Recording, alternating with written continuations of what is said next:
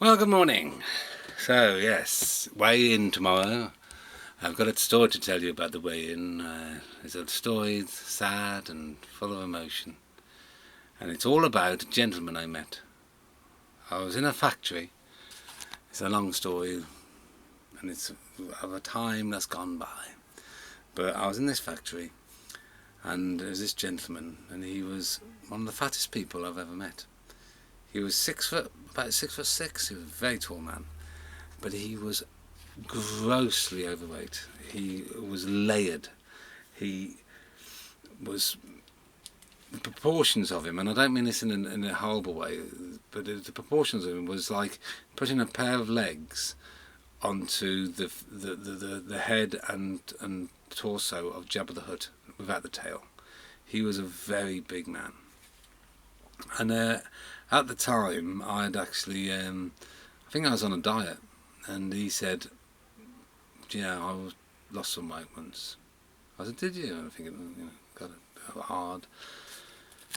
And he showed me a picture, and this picture was him, as slim as a rake, very handsome, at the Slim Line or Slim Fast Awards 1996, whenever it was, and when I met him it was 1998.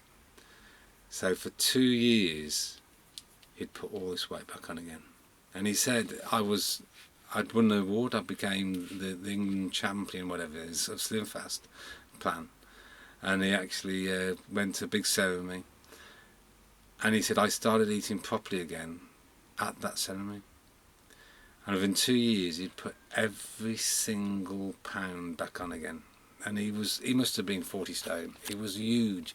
And his only reason why he could still function and work was because he was so tall, so big anyway. He could spread about, but he was massive. And he looked at me in this photograph that he had in his hand, and he said, I'll never be able to do that again. I'll never be able to find the willpower to ever get back there again.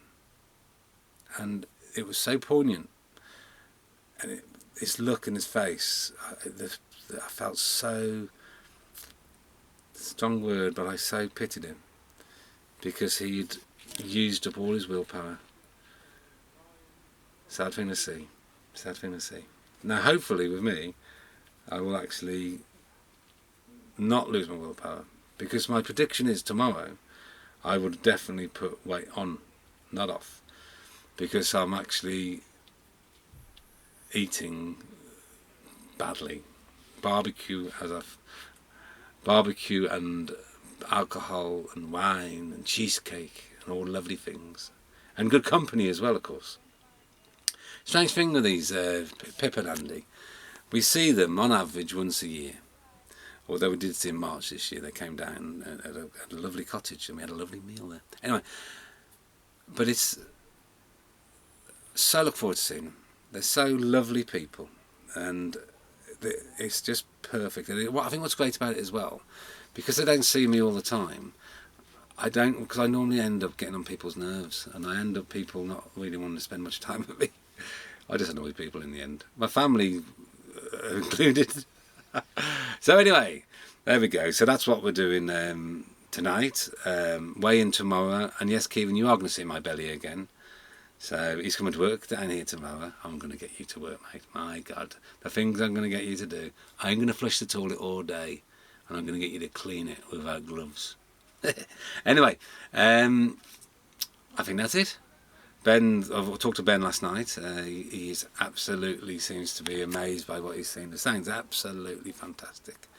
And I tell you, this is the time now. He's going to he's going to shine. He's got his own like little hut that he's living on the farm, and there's a lovely couple he's working with, and so absolutely brilliant.